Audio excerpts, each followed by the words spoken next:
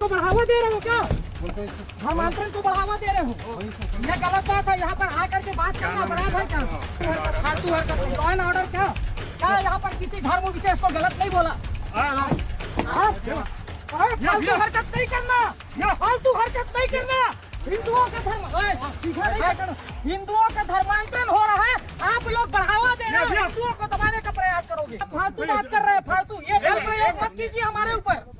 बल प्रयोग करोगे आप, बल प्रयोग करोगे, बहस नहीं करोगे, बहस नहीं करोगे। बहस नहीं कर रहे हम। अरे आप लोग दबा क्यों रहे हो? हम लोग यहाँ के बात कर रहे हैं, आप लोग हिंदुओं के ऊपर लाठीचार्ज करोगे क्या? आप दबा क्यों रहे हो? आप दबा क्यों रहे हो मुझे अपनी बात बोलने से? और घूर के मत देखिए, घूर के मत देखिए। मैंने आपसे गलत बात नहीं किया, मैंने कोई यहाँ माहौल खराब नहीं किया। आप हिंदुओं को दबाना चाह रहे हैं क्या भाई साहब? आप यहाँ धर्मांतरण होने देना चाह रहे हैं क्या भाई साहब? हम तो आकर के सिंपल सवाल की, हम भी तो आके बैठना चाह रहे थे कि देखना चाह रहे थे क्या हो रहा है। तो जाएंगे ना, आप क्यों रोक रहे हो? आप बल प्रयोग करना चाह रहे हो, आप दबाना चाह रहे हो। अंदर जाना है ना, चलो जाओ। आप अभी ये हरकत क्या है? सरकार ने आपको सुरक्षा के लिए वर्दी दी है। हेलो,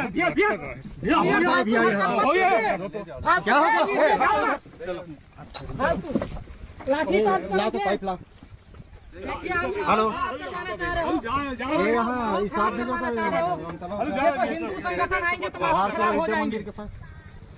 ये क्या हरकत है? इसको क्या नाम है तुम्हारा? राम सिंह ठाकुर। राम सिंह ठाकुर यही का? कहाँ का? सोनी का। हाँ जाओ, हम लोग बात कर। राम सिंह ठाकुर नाम है, एक मिनट, हिंदू संगठन का अध्यक्ष हूँ। बताए प्यार से बैठ जाइए, प्यार से बैठ जाओ। भाई साहब, मैंने क्या अपराध किया यहाँ पर? क्यों यहाँ के बहस कर रहे हैं? मैंने बहस किससे किया? मैं तो सिर्फ आकर के देख रहा था क्या योजना है। देख रहे बात करो ना भाई। भाई साहब, आप अगर प्यार से बात करेंगे तो हम प्यार से बात करेंगे। आप गुंडागर्दी करने मुंह पे बंद कर, उतारी हो, मुंह बंद कर। आप गुंडागर्दी करने पे उतारू मुंह हो। बंद कर। आप मारेंगे क्या भैया? आप मारेंगे सर? अभी एसपी साहब से सर, बात आप हुई थी। मारेंगे? एसपी साहब ही भेजे थे। आप मारपीट करेंगे क्या? आप मारपीट करना चाह रहे हैं? नवीन कुमार देवांगन जी, नवीन कुमार देवांगन जी, आप मारपीट करना चाह रहे हैं? आप मारपीट करेंगे? आप क्या करेंगे? मुंह बंद कर, मारपीट करना चाह रहे मुंह बंद हो? कर। आप क्या करना चाह रहे हो? आप क्या करना चाह रहे हो? मुंह बंद कर। अभी दोस्तों आप लोगों ने इस वीडियो में देखा कि किस प्रकार से एक व्यक्ति जो अपने आप को हिंदू संगठन का अध्यक्ष बताता है और ये व्यक्ति कुछ हिंदुओं को लेकर वहां पर चर्च के अंदर पहुंच जाता है और वहां पर ईसाई लोगों के ऊपर, जो मसीह लोग हैं, जो प्रभु यीशु मसीह के ऊपर विश्वास करने वाले लोग हैं, उन लोगों के ऊपर आरोप लगाता है, पास्टर्स के ऊपर आरोप लगाता है कि लोग यहाँ पर धर्म परिवर्तन कर रहे हैं, ये लोगों को प्रलोभन दे रहे हैं और हिंदुओं का कन्वर्ट कर रहे हैं, उनका ब्रेन वॉश कर रहे हैं और उनका धर्म परिवर्तन कर रहे हैं। इस प्रकार के आरोप लगाकर ये चर्च के अंदर का माहौल डिस्टर्ब करने लगा था। एंड वहां के कुछ विश्वासी लोगों ने फिर पुलिस को कॉल किया तो नज़दीकी पुलिस वहां पर पहुंची और पुलिस के पहुंचने के बाद में जो पुलिस का रवैया है वो आप लोगों ने इस वीडियो में देख लिया होगा, जो विरोध करने वाले लोग हैं उनके प्रति। दोस्तों आज तक हमने बहुत जगहों पर देखा कि पुलिस को जब बुलाया जाता है तो पुलिस आकर तुरंत एक्शन लेती है, पास्टर्स को पकड़ती है, विश्वासी के ऊपर भी एक्शन लेती है, झूठे धर्मांतरण के आरोप के ऊपर उन्हें एक्शन लेना पड़ता है। लेकिन दोस्तों God bless you all of you. आज के सुंदर समय में हम परमेश्वर की उस योजना को जो हम पर प्रकट किए उसके विषय में हम बात करना चाहते हैं। तो सबसे पहले हम ये बात करना चाहते हैं कि जो लोग परमेश्वर के जीवन में आ जाते हैं उनके जीवन में परेशानियां और रुकावटें और बंधनें क्यों सबसे ज्यादा उनको नजर आने लग जाती है और वो क्यों इस समस्याओं में ही उलझे रहते हैं जबकि परमेश्वर उनके सामने खड़ा रहता है। आज हम देख रहे हैं कि जहां जहां पर चर्चेस हैं, जहां जहां पर आप वीडियो के द्वारा देख पाते होंगे, लोग अपनी चंगाइयों को पा रहे हैं, अपनी छुटकारा पा रहे हैं।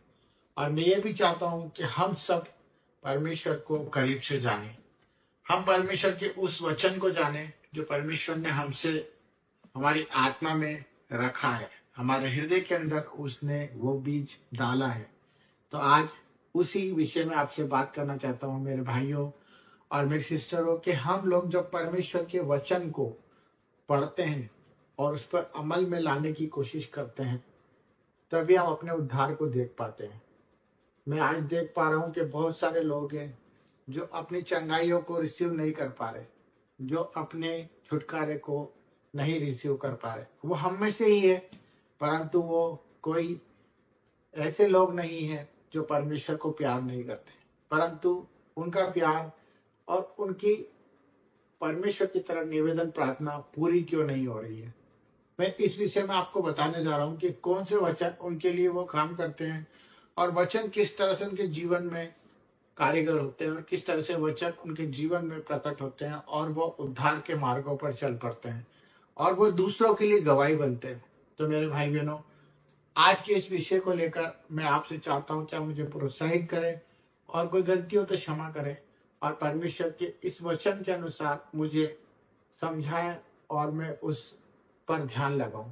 तो सबके लिए हम लोग प्रार्थना भी करते हैं और उन विषयों के लिए हमें परमेश्वर की ओर से जो हमारे भाइयों हमें रिक्वेस्ट भेजते हैं उस पर अपना परमेश्वर से प्यार प्रकट करने की कोशिश करते हैं। तो मैं इस बात के लिए आपको आज अवगत कराने वाला हूँ कि जिस तरह से हम परमेश्वर के जीवन में आ गए और चुन लिए गए, ये हमारी ओर से नहीं हुआ है। सबसे पहले हम इस चीज को जान ले कि जो परमेश्वर का वचन है कि मैंने तुझे चुना है, तूने मुझे नहीं चुना है।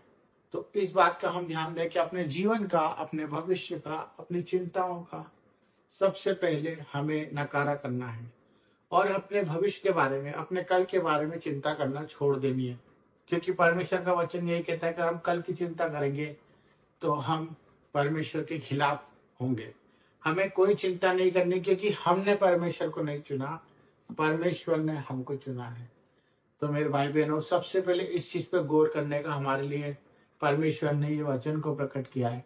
दूसरा वचन जो मैं आपको बताना चाह रहा हूँ वो ये है कि वचन जब तक दो धारी तलवार नहीं बन जाता, जब तक वो कारीगर नहीं होता, वो काम में नहीं आता, तब तक वो एक वचन ही कहलाता है। परंतु वो कब प्रकट होता है? जिस तरह परमेश्वर का दृष्टांत है कि बीज जब तक तुम अच्छी भूमि पे नहीं उपजाओगे जब तक फसल नहीं बनेगी।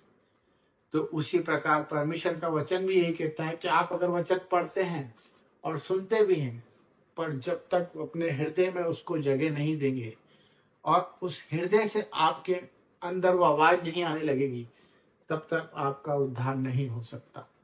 तो हम वचन को पढ़े, वचन को सुने, परंतु वचन को हृदय में डालने की कोशिश करें।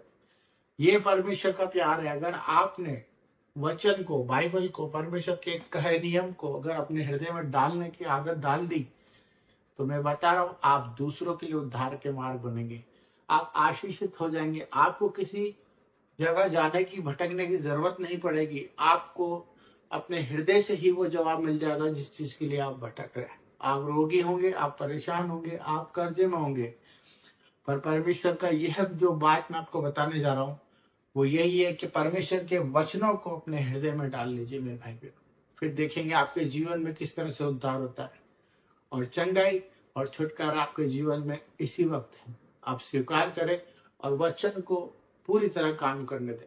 धन्यवाद सबको। जय मसीह की।